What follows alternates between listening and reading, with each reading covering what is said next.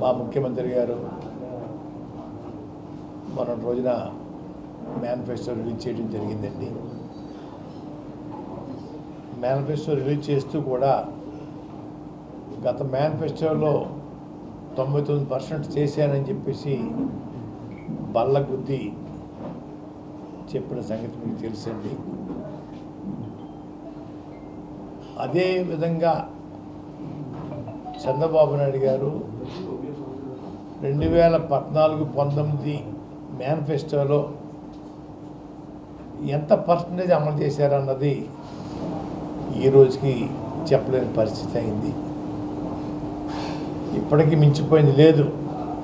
జగన్మోహన్ రెడ్డి గారి కన్నా ఎక్కువ నేను మేనిఫెస్టోలో ఉన్న అంశాలన్నీ అమలు చేశానని చెప్పేసి చెప్పగల ధైర్యం ఉందా అని చంద్రబాబు నాయుడు గారిని, వారి కూటమిలో ఉన్న ప్రముఖ సినీ నటులు పవన్ కళ్యాణ్ గారిని అడుగుతూ ఉన్నాను. ఎంతసేపు అబద్ధాలు చెప్పి ప్రజల్ని నమ్మించడం కోసం చేసే ప్రయత్నాలు ఆపండి చంద్రబాబు నాయుడు గారు. ఇది మంచి పద్ధతి కాదు. ఇది ఈ రాష్ట్రం మీ తాతగారి ఎస్టేట్ ఏం కాదు. ఇది ప్రజల తాలూకు ఎస్టేట్. ఇది ప్రజల యొక్క ప్రేమాభిమానాలతోటి మనం పాలన చేస్తున్నాం. చెయ్యాల.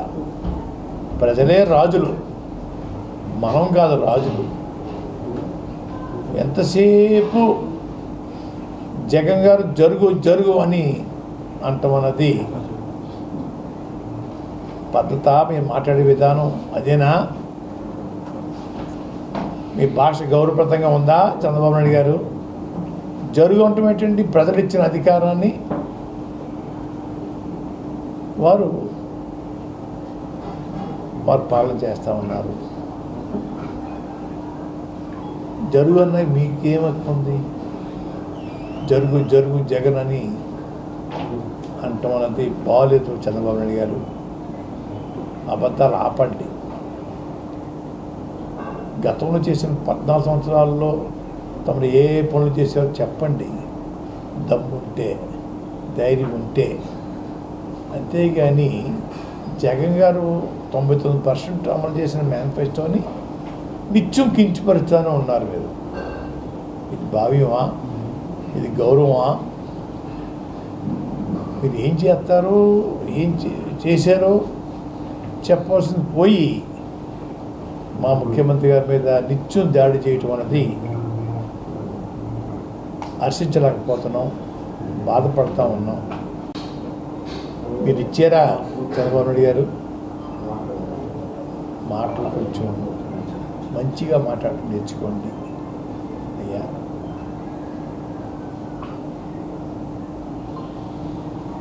పవన్ కళ్యాణ్ గారు నిత్యం బూతులు మాట్లాడుతూ ఉన్నారు. ఇలా ఓ పక్క పెద్దయినా గౌరవిస్తున్నాను, ప్రేమిస్తున్నాను చెప్పి విషయాల మీద అవగాహన లేక, తెలుసుకోవడానికి ఖాళీ లేక బూతులు మాట్లాడుతూ ఉన్నారు. ఇది పవన్ కళ్యాణ్ గారు, ఇది మంచిది కాదు సుమా అని చెప్పి తెలియజేస్తూ ఉన్నాను. తుని సంఘటన అని చెప్పి సంబోధిస్తూ 2014లో జరిగిన ఉద్యమం కింద మాట్లాడుతూ ఉన్నారు. 2014 జరిగిందా ఉద్యమం? 2016 అన్నయ్య. అంటే అవగాహన లోపం ఎంత ఉందో దాన్ని బట్టి అర్థం. వారి పక్కన వారి అభ్యర్థి, ఉమ్మడి అభ్యర్థి నెహ్రూ గారు ఉన్నారు. నెహ్రూ గారు అడిగి తెలుసుకోవాలా?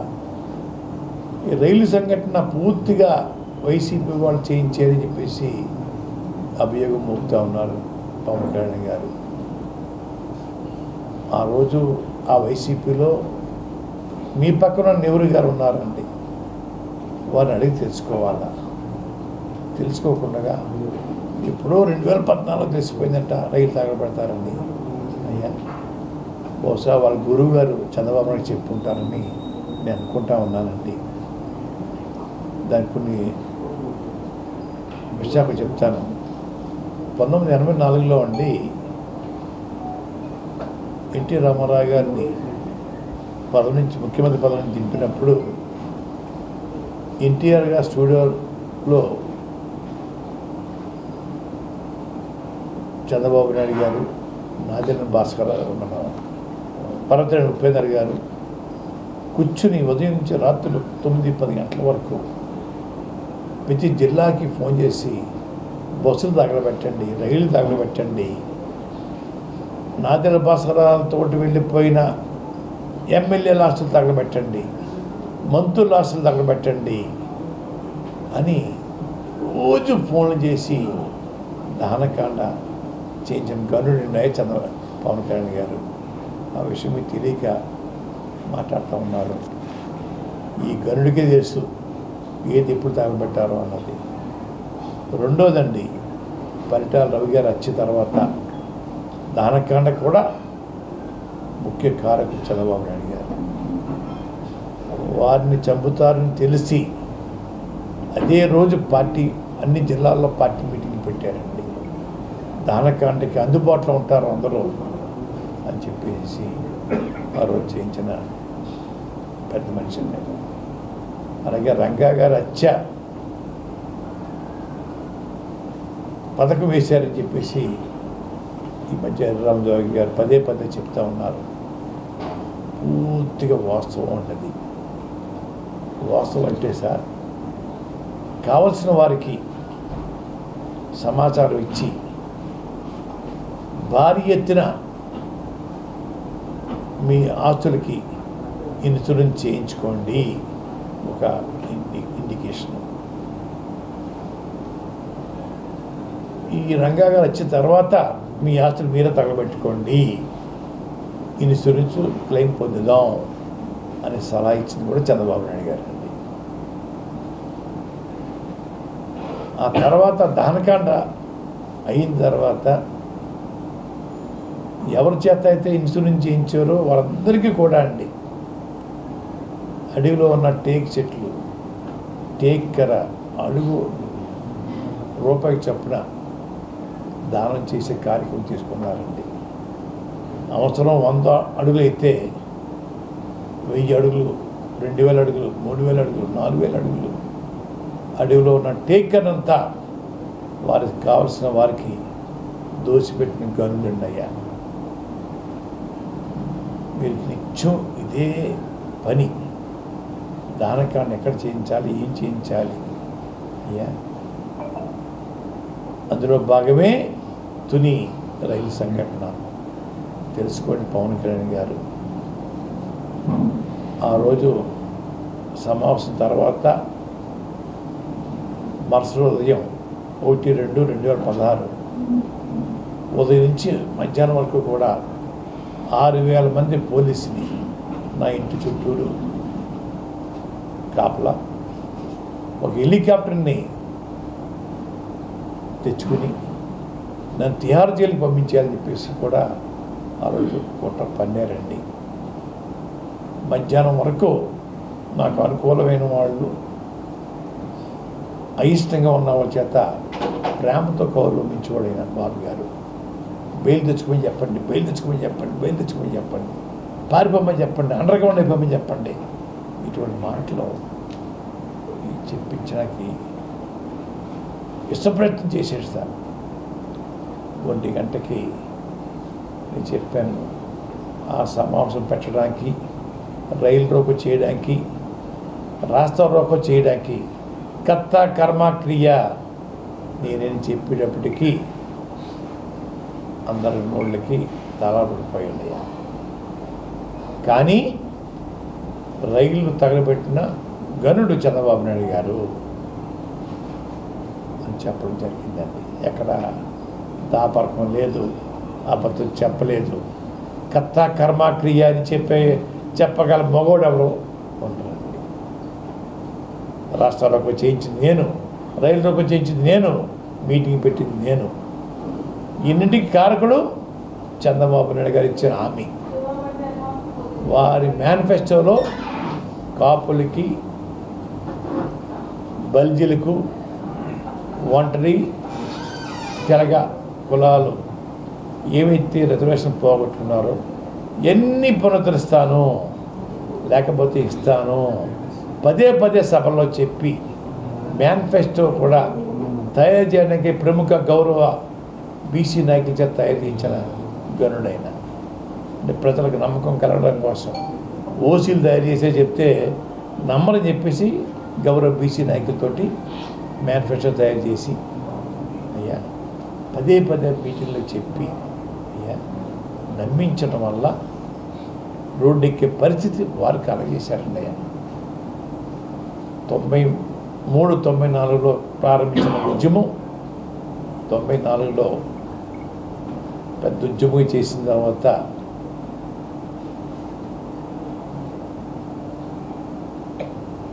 జీవో ఇచ్చారండి కోట్ల విజయభాస్కర్ గారు.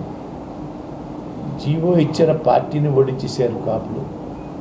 జీవో ఇచ్చిన ముఖ్యమంత్రి గారు కోట్ల విజయభాస్కర్ గారు ఓడించేశారండి. జీవో కోసం రోడ్డెక్కిన నన్ను ఓడించేశారు.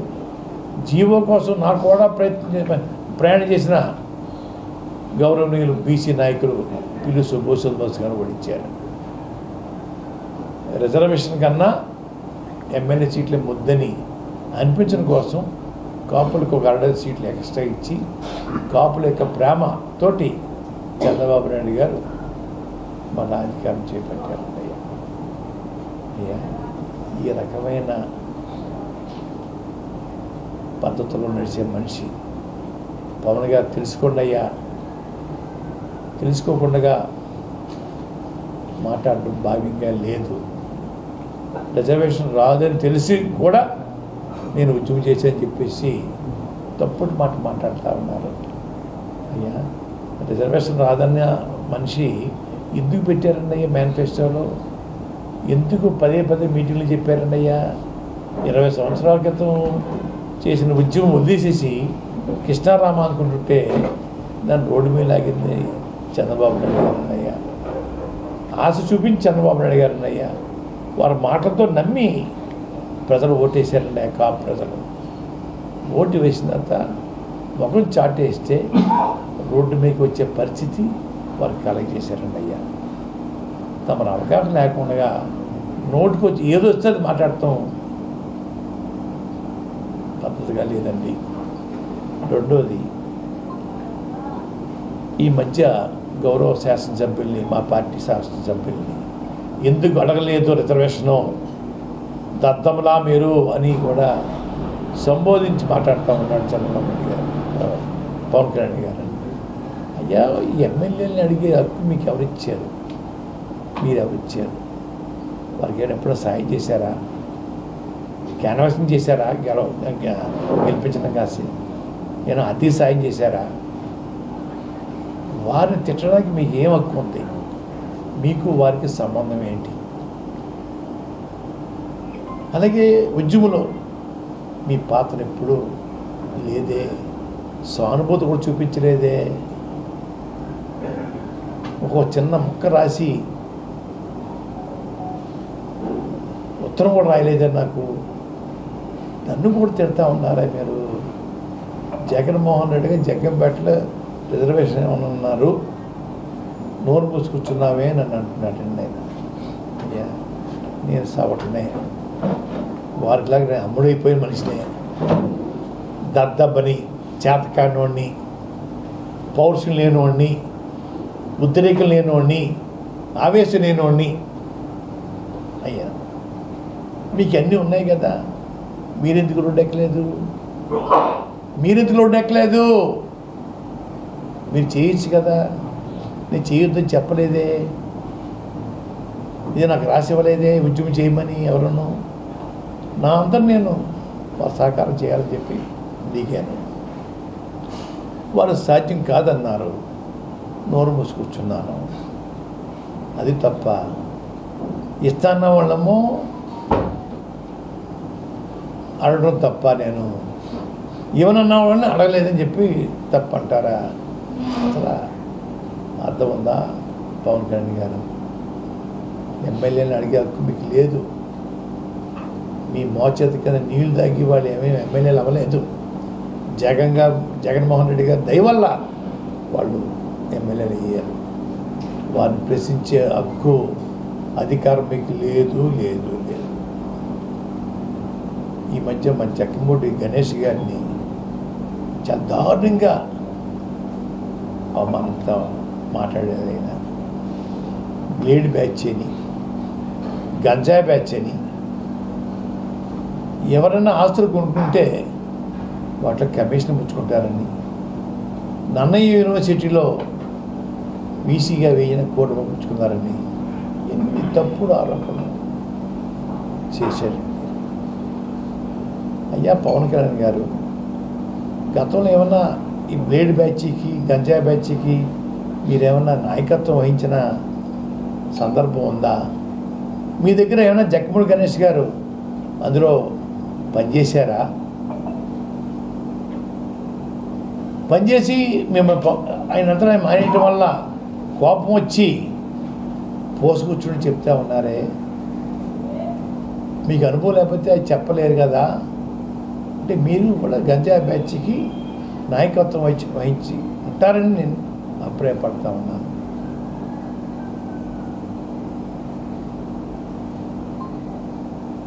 దారుణమైన ఆరోపణలు చేసేసి వెళ్ళిపోవడం, మళ్ళీ ఆ ఆరోపణలు రిప్లై ఇస్తే దానికి సమాధానం ఇవ్వకపోవటం ఏంటి పవన్ కళ్యాణ్ గారు?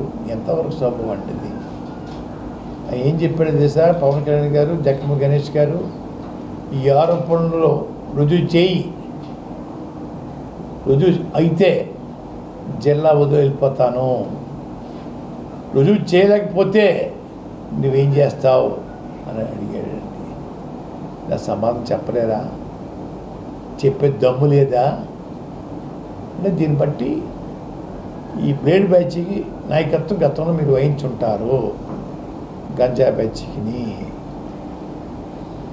మీ దగ్గర పనిచేసి ఉంటాడు గణేష్ గారు. అంచేత ఆయన పుట్టు పూర్వత్వాలు మీకు తెలుసు కాబట్టి చెప్పగలిగి ఉంటారని నేను అభిప్రాయపడతా ఉన్నాను. సమాధానం చెప్పండి అయ్యా గణేష్ గారికి, పవన్ గారు. మీ ఇష్టం వచ్చిన మాట్లాడితే మేము పడ్డానికి మీకు సంబంధం ఏంటి? మమ్మల్ని ఎందుకు అనాలి? మీకు మాకు సంబంధం ఏంటి? మీ మోచేతకి నీళ్ళు దాకా బతుకుతున్నామా? మీ ఇష్టేటా ఇది?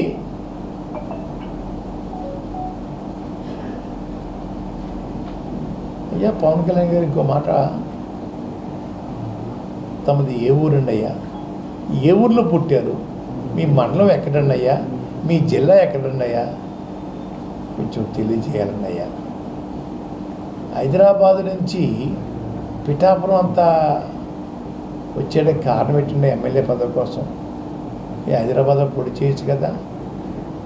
పెద్ద మెజార్టీతో మీ ఎమ్మెల్యే అంతా గెలిచారు కదా, మీ పెట్టిన అభ్యర్థి అందరూ పెద్ద మెజార్టీతో గెలిచారు కదా. అక్కడ ఎందుకు పొడి చేయలేదు? పిఠాపురం ఎందుకు పారిపోయి వచ్చేస్తున్నారు? లోకువా? మా జిల్లా వాళ్ళు అంటే లోకువా? హైదరాబాద్ పొడి చేయొచ్చు కదా. అది ముందు మీ అడ్రస్ చెప్పండి అయ్యా. ఎక్కడ పుట్టారు? ఏ ఊర్లో ఉన్నారు? ప్రస్తుతం ఏ ఊరు ఉంటున్నారు? మీ జిల్లా ఇది, మీ మండలం ఇది చెప్పండి ఒకసారి. ఏమి చెప్పకుండా గాల్లో వచ్చేస్తారా? రంగు వేసుకొని వచ్చేస్తే అందరూ ఓట్లు వేసేయాలా? పవన్ గారు మిమ్మల్ని ఓడించి పంపడం ఖాయం. ఓడించి పంపకపోతే నా పేరు పద్మనాభం కాదు, పద్మనాభరెడ్డిగా మార్చుకుంటాను. మిమ్మల్ని ఓడించి పంపకపోతే పద్మనాభం కాదు, నా పేరు పద్మనాభరెడ్డిగా మార్చుకుంటాను. మేము మీకు ఓటేసేయడానికి మీకు సేవకులమా? మీ బానిసలమా మేము ఓటేసేయడానికి? మీ అందరూ అమ్ముడు అయిపోయి జాత మీకున్న జబ్బుని మాకు కట్టుతారా? మా ప్రజలకి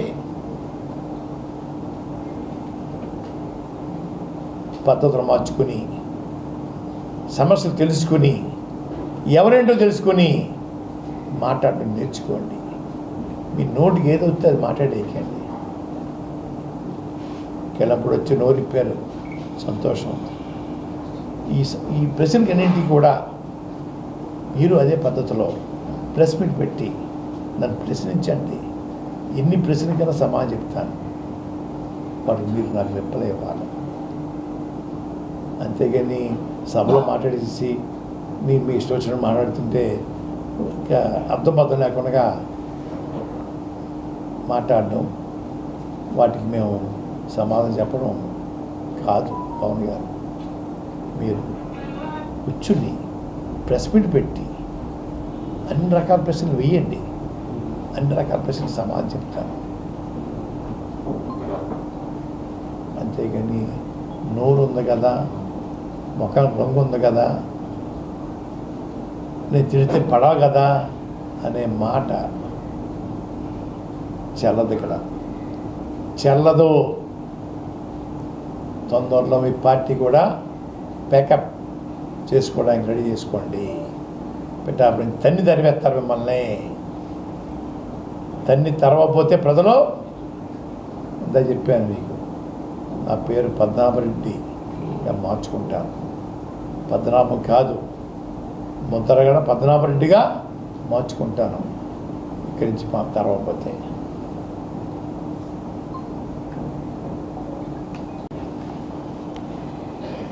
ప్రత్యేక జైలు కట్టిస్తానని చెప్పేసి ప్రధాని గారిని ఒప్పిస్తాను, ప్రధానమంత్రి గారు అంటున్నారు.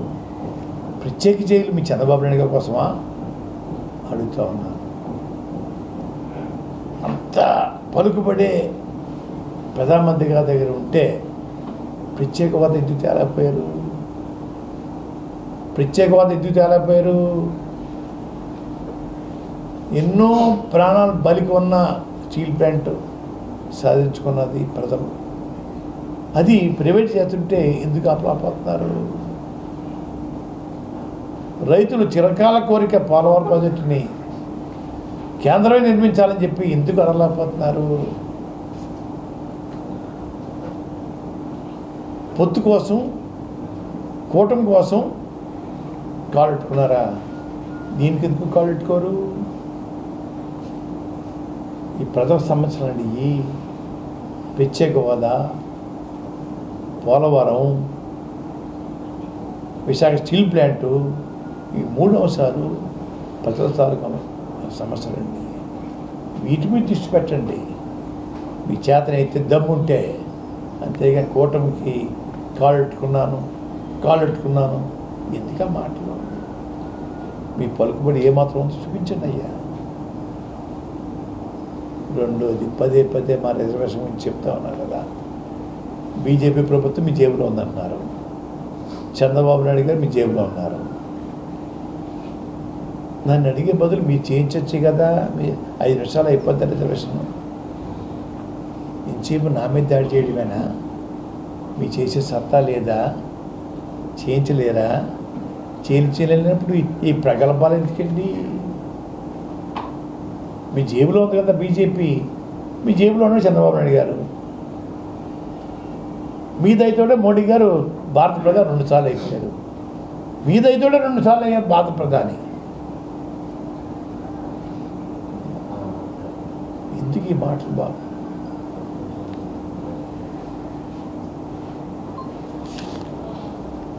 ఇలా అని అన్నారట. అయ్యా, ప్రేమ ఉంటే ఎప్పుడన్నా వాళ్ళ సమస్యల మీద స్పందించారా? ఆ సమస్య తెలుసుకోవడానికి హక్కుని చేర్చుకున్నారా ఈ ప్రజల్ని? ఎప్పుడన్నా వాళ్ళకి కష్టం వస్తే మీతో మాట్లాడడానికి ఫోన్ నెంబర్ని ఇచ్చారా వాళ్ళకి? ఎప్పుడు ఫోన్ నెంబర్ ఇవ్వరు, హక్కుని చేర్చుకోరు, ప్రేమగా పిలవరు.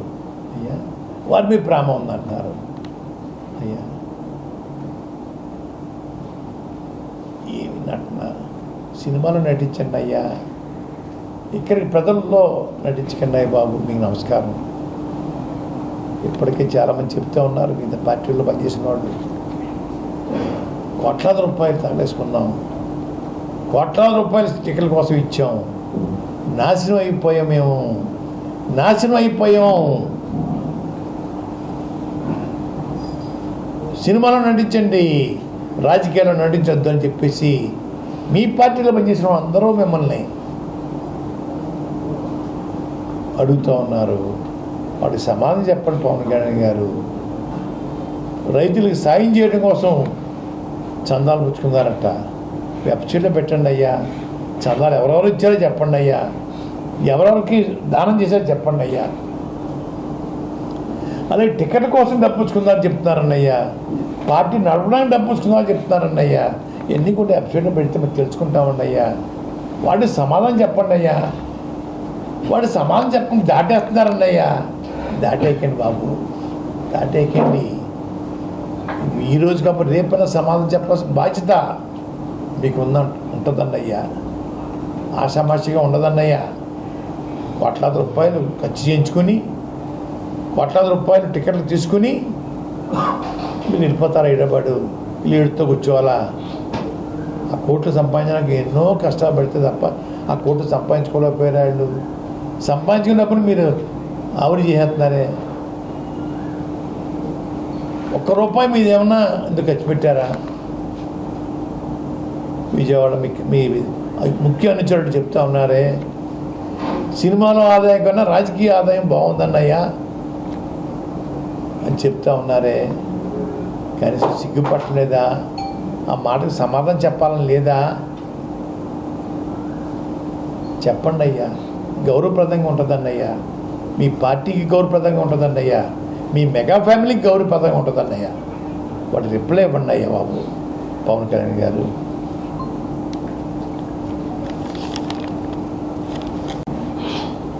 ఉప్మా కాఫీ అని అవమానిస్తూ ఉన్నారు.